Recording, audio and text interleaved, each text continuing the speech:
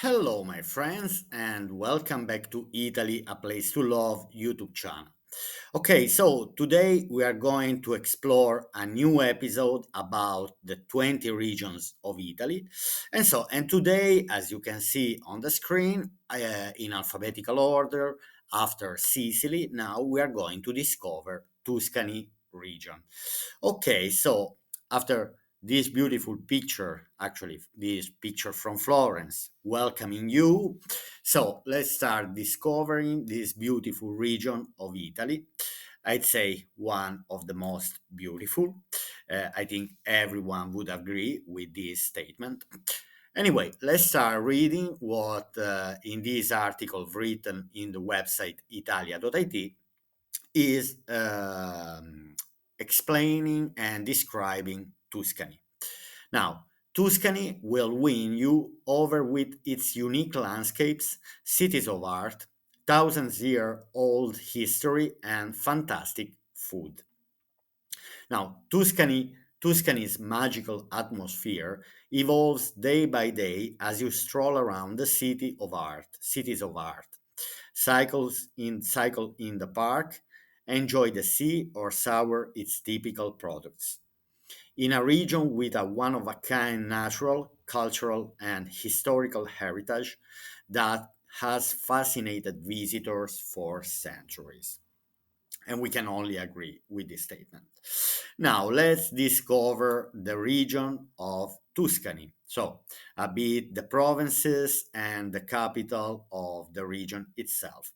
Let's start from the northern province, which is Massa Carrara. Okay. So, this is the northern, bordering with Liguria and Emilia Romagna region. Then going southern direction, we find Lucca. Many of you, I'm sure, know the Lucca, and probably many of you have been there. Then going eastern northeastern direction, we find Pistoia, maybe not one of the most famous provinces and towns in Tuscany, but actually beautiful. Then we have this small province called Prato, also beautiful. Then going eastern direction, we find the Florence province. Now, as you know, Florence is also the capital of Tuscany. So then let's go back to the eastern coast, okay, eastern coast of Pisa, which is facing a bit of Tyrrhenian Sea. Anyway, then going southern direction, we have Livorno province that stretches all along the Tyrrhenian Sea for actually one third of the region itself. And then Livorno province also comprehend it's also part of Livorno province, Isola d'Elba, d'Elba Island, that is actually one of the most beautiful islands in Italy. It's worth a visit. Then, anyway, going again southern east direction, we have Siena, which with Florence, Pisa, and Lucca, I'd say are the most famous, anyway, towns and provinces. Then, going eastern direction, bordering with Umbria, we have Arezzo province, which maybe is not very famous, but at the same time is also beautiful. And then we have the southern province that is bordering with Lazio region, Lazio, where Rome is the capital, that is called Grosseto. Okay, so now let's go and let's investigate more about Tuscany. Now, here on the website, they say what to see in Tuscany. You can have a look yourself once you enter in Italia.it.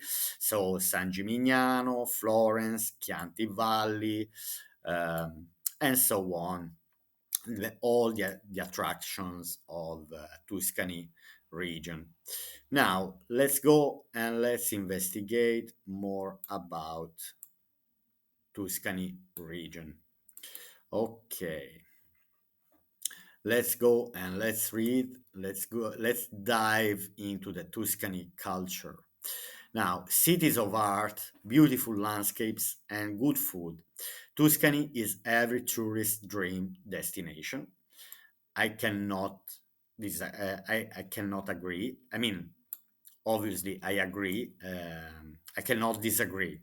That's what I'm saying. Sorry. Okay, so then here we have this beautiful picture that we saw at the beginning of the video. This is Florence, surrounded by the hills. So technically, Florence is also surrounded by beautiful hills. And so let's start reading. Tuscany, the pearl of central Italy on the beautiful Tyrrhenian coast, is a trove of unique historical treasures, from cities of art to picturesque villages, breathtaking panoramas, pastoral countryside, and magnificent islands. Rich and surprising, Tuscany can enchant like few other places can. I would say few other places in the world can. Okay, so here anyway, we have another map of Tuscany, where Tuscany is. We can see that northern direction from Tuscany, we have Genova, Bologna. Then we have Umbria region. San Marino is not that far. And then here, going southern direction, we see that there is Rome. And then also it's not far from Corse Island, so there are daily boats which are bringing you as well to Sardinia. It's easy to commute from Tuscany to Sardinia. Now, origins and history of Tuscany. Let's go, let's dive into the region. At the core of Italian and European economic and artistic development for centuries, the territory of Tuscany has been inhabited since the Paleolithic period. But one of the most mysterious pre Roman peoples to leave their mark were the Etruscans. After being conquered by the Romans and Byzantines, Tuscany fell into the hands of the Lombards, who established a duchy with its seat in Lucca until the intervention of Charlemagne, which in Italian we call Carlo Magno. Then, the year 1000 onwards saw the development of the Maritime Republic of Pisa, with one of the most powerful naval fleets at the time, and castles were built in Tuscany for the control and defense of the fiefdom, including those of Monteriggioni and Volterra, and the castle of Poppi. On the 11th of June 1289, the Battle of Campaldino was fought there, which saw the Guelphs triumph over the Ghibellines. Now, I don't know if you are familiar with Dante. In Italy, one of the most writer and poet ever considered one of the best of the Italian writers, Dante, who lived in the Middle Age in Tuscany. Anyway, Dante, also famous for the Divine Comedy, La Divina Commedia, he was fighting for the Ghibellines. So he lost the battle, he was fighting in that battle. Anyway, he became who he became. This marked the beginning of Florence's hegemony over Tuscany, with the Medici family remaining in power for almost 300 years, from 1434. From the cradle of the Renaissance, thanks to Lorenzo the Magnificent, Lorenzo il Magnifico, to the Grand Duchy of Tuscany until 1859. Tuscany was also the center of the newly formed Kingdom of Italy, with Florence as its capital until 1870. Now, let me spend a few words. We have the unification of Italy in 1861. So the very first capital was Turin.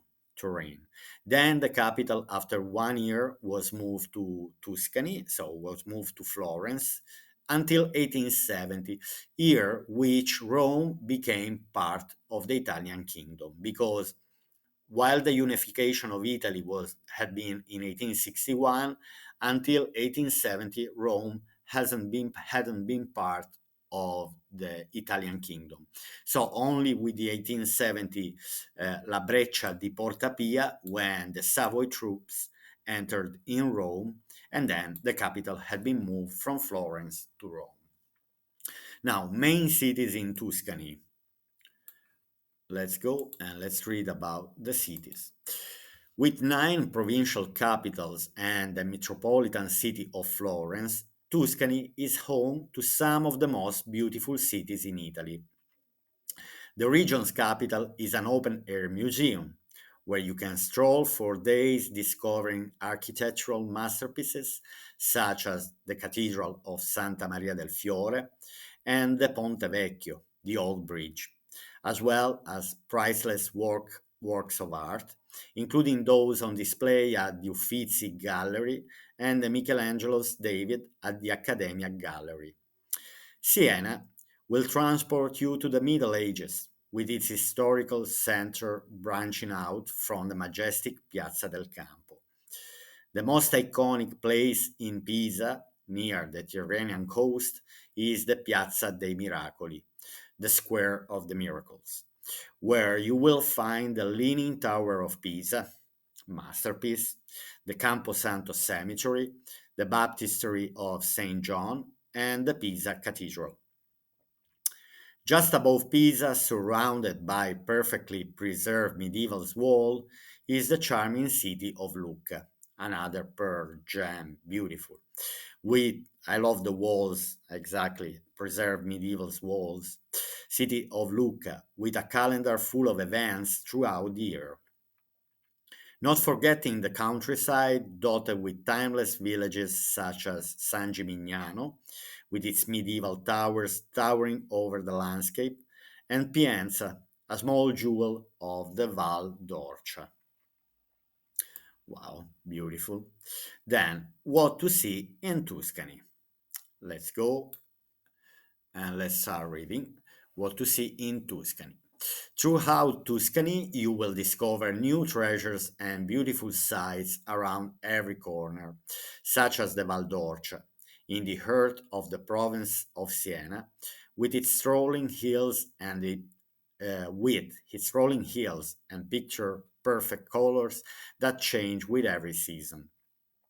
Equally impressive is the Maremma, which stretches between the provinces of Grosseto and Livorno, with breathtaking coastlines and Mediterranean vegetation.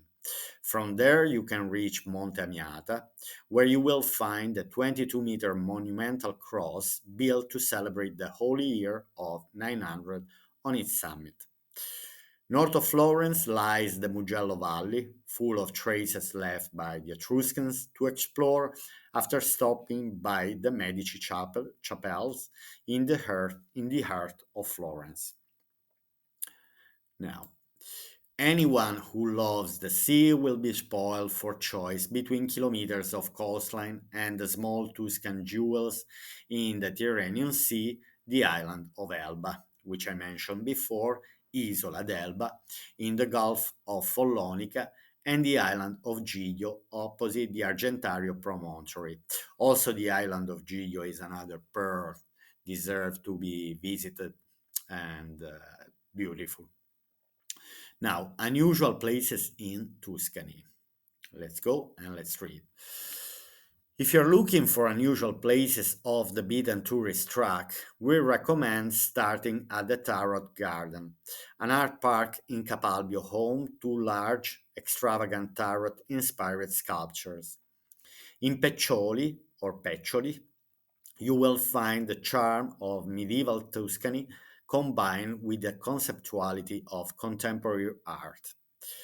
Then the Etruscan Vie Cave will catapult you into a fairy tale landscape among paths carved into the tough and mysterious engravings. While from 2023, in the province of Lucca, you can walk through Fabbriche di Careggine, a ghost town submerged since 1947 by the waters of Lake Vagli that periodically resurface for maintenance work on the hydroelectric dam.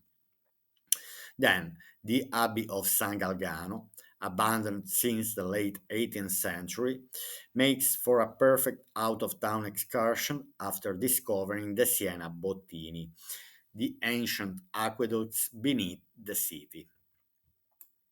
Okay, now typical products of Tuscany.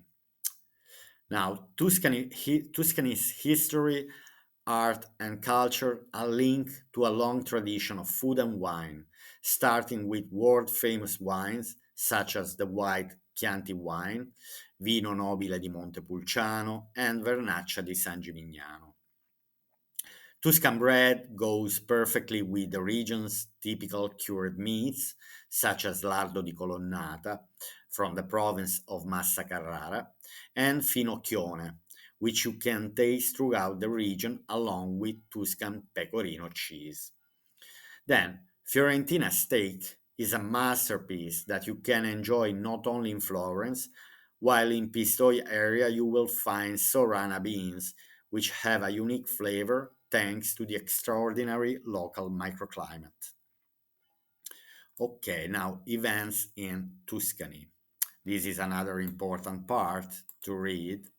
Now, Tuscany welcomes visitors all year round with events such as the iconic Palio di Siena, which on the 2nd of July and 16th of August each year since 1644 has seen the 17 districts compete in an equestrian joust in the picturesque Piazza del Campo. The Carnival of Viareggio has been held since 1873 with a traditional parade of floats among the biggest and most dynamic in the world. Then, if you love live music, be sure not to miss the Musicale Fiorentino, Florence Musical May Festival, with a mix of operas, concerts, and ballets between the end of April and the beginning of July, in the most impressive location across Florence. While in the capital, check out the Tournament of Historical Florentine Football to see the city's four districts go head to head in what is considered the predecessor of modern football. Last but not least, the Lucca Summer Festival in July transformed the city of Lucca into a musical arena, a popular stop for renowned singers on European tours. Okay, now I think we arrived at the end anyway. There's one place that I would highly recommend, and in Tuscany, I mean, Tuscany is famous also for the thermal spa, and there's a place called Saturnia, which has free spa. Okay, so basically you can go anytime. So if you go to Tuscany and you have the chance to drive at the border with Lazio region, so in Grosseto province, find out for this place called Saturnia. You will spoil a day for free in hot waters. Okay, my friends, so I'll see you to my next video here on Italy, a Place to Love channel. So today is the Christmas day, and if you watch up to now, I wish to everyone a lovely Christmas, and then put like and subscribe if you want to support my channel. Okay, my friends, have a lovely day, and I'll see you to my next video here on Italy, a Place to Love. Bye.